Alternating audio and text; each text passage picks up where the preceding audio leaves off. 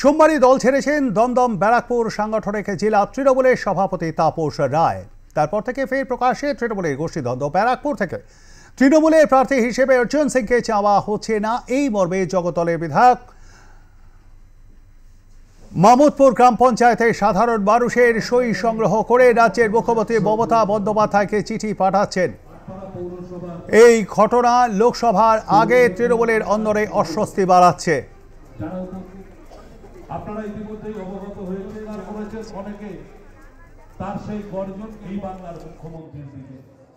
কেন মানুষগুলোকে মাঠে রোদে জলে ভিজিয়ে? আমার কথা বলার মানে হচ্ছে ইতিমধ্যে বিভিন্ন যারা ইঁদুর হয়ে আবার এই দলে ফিরেছে তাদের যেন কোনো রকম স্থান না দেওয়া হয়। কেন আগামী দিন তারা একটা পা বাড়িয়ে রেখেছে, আবার সেই সাম্প্রদায়িক দলের প্রতি আবার সেই বিজেপির দিকে তারা পা বাড়িয়ে রেখেছে। কেন? পরিবারের এক সদস্য সেই দলেই রয়েছে, আর একজন এদিকে রয়েছে। হয়তোবা কিংবা বলবে কালকে, আপনাদের আগাম জানিয়ে রাখি যে ছেলেও চলে আসবে। তো ছেলে তো নিশ্চয়ই চলে আসবে, তারা তো এসেছে আখের গোছাতে, তারা এসেছে নিজেকে কেস থেকে বাঁচাতে, তারা এসেছে নিজেকে মানে সঠিক জায়গায় আবার দাঁড় করাতে, ব্যবসা চালাবার জন্য এসেছে।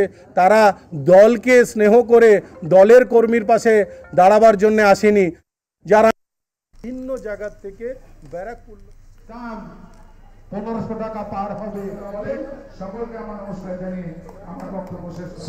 সভাপতি আমাদের সঙ্গে রয়েছেন আমাদের প্রতিনিধি সুব্রত পাল। সুব্রত, শুধুই কি জগদ্দলের বিধায়ক সোমনাথ শ্যাম, নাকি আরো বেশ কয়েকজন বিধায়ক মিলে এই সই সংগ্রহ করছেন যাতে আসন্ন নির্বাচনে ব্যারাকপুর কেন্দ্রের তৃণমূল কংগ্রেস অর্জুন সিংকে টিকিট না দেয়? কেন মানুষগুলোকে মাঠে রোদে জলে আমার কথা জগদ্দলের বিধায়ক সোমনাথ শ্যাম নয়, যেটা তিনি গতকাল সাংবাদিক বৈঠক করে জানিয়েছেন যে বীজপুরের বিধায়ক সুবোধ অধিকারী, নোয়াপাড়া বিধানসভা কেন্দ্রের বিধায়ক মঞ্জু বসু, ব্যারাকপুরের বিধায়ক রাজ চক্রবর্তী, এমনকি রাজ্যের মন্ত্রী তথা নৈহাটির বিধায়ক পার্থ ভৌমিকের কাছে সাধারণ মানুষ, ওই এলাকার মানুষ অর্থাৎ বীজপুরের মানুষ, জগদ্দলের মানুষ, নৈহাটির মানুষ, ব্যারাকপুরের মানুষ, নোয়াপাড়ার মানুষ, তারা নিজেরা গণস্বাক্ষর করে সমস্ত বিধায়কের কাছে সেই গণস্বাক্ষরের কপি তুলে দিয়েছে। সেখানে যেমন জনপ্রতিনিধিরা রয়েছেন অর্থাৎ কাউন্সিলররা রয়েছেন, বিভিন্ন পঞ্চায়েতের সদস্যরা রয়েছেন, ঠিক সেরকম সাধারণ মানুষও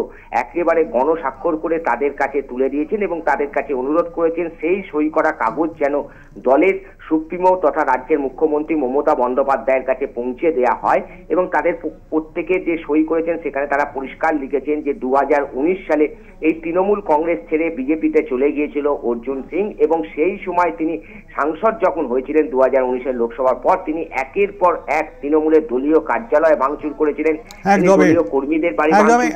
একদমই সুব্রত, ধন্যবাদ তোমাকে। আমি